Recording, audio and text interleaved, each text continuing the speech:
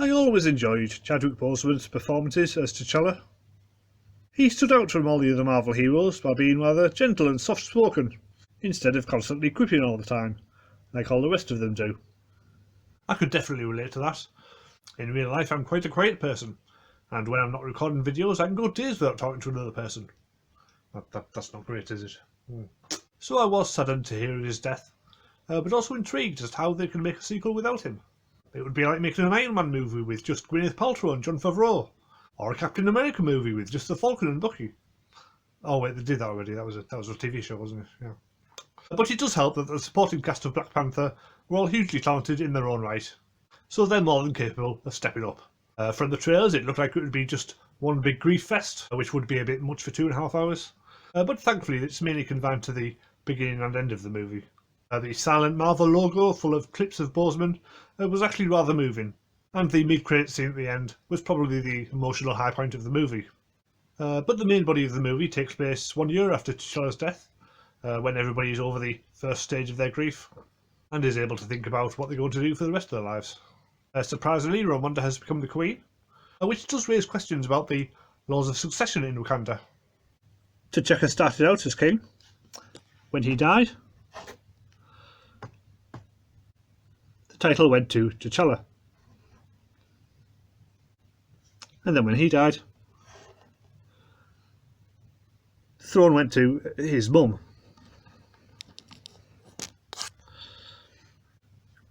Surely Shuri should be the next in line? But throughout this entire movie, there's never any question of Shuri becoming the queen.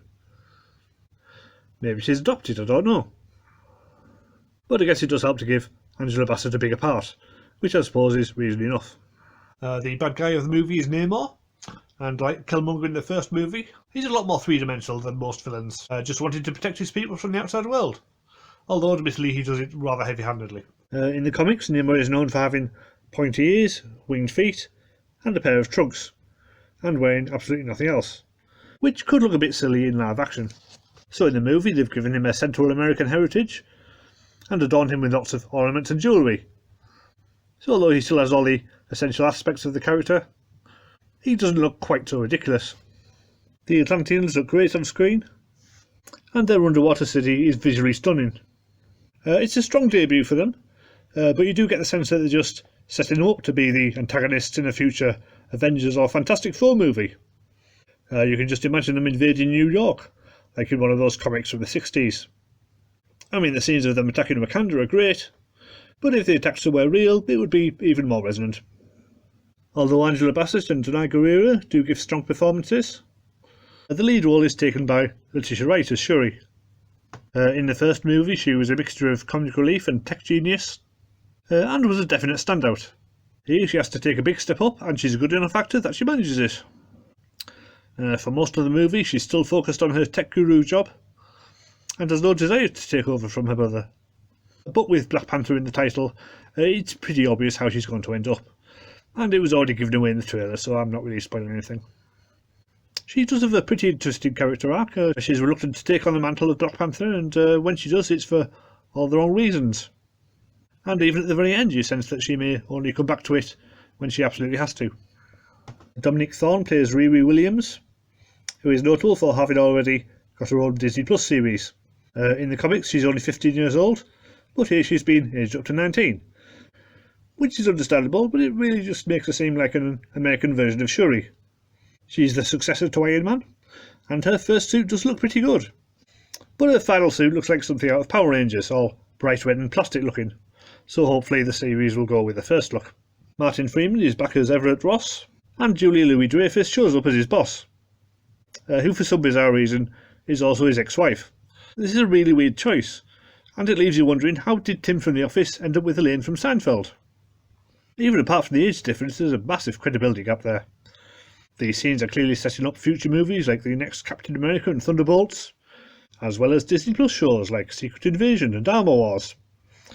Here they just serve to pad out a movie that's already far too long.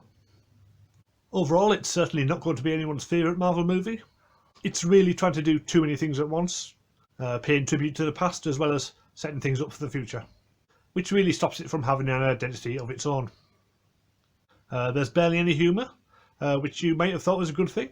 After the last Thor movie and the She-Hulk TV series went a bit overboard with the comedy. But personally I prefer more of a balance between the two extremes.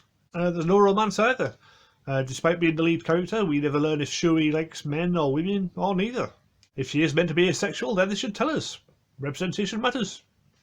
In fact, despite the large cast of characters, none of them have any love interests. The closest you get to a romantic subplot is one of the Dora Milaje kissing another one on the head, which I guess is just another one of those moments of LGBT representation that they can easily cut out to sell the movie to China. I guess this movie's legacy will depend on how they build on it going forwards.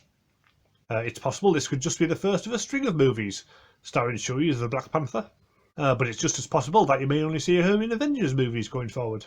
And there may be a Wakanda TV series on Disney Plus to keep the other characters alive. It would be interesting to see how the movie would have gone if Chadwick Boseman had still been around. Hopefully we might get to see that version sometime in a comic or an episode of What If maybe. As to this movie, I'd say it's really only for those already invested in the characters and the Marvel Universe as a whole. It's not going to bring in any new fans, but then it probably doesn't have to. For the existing fan base, it's good enough.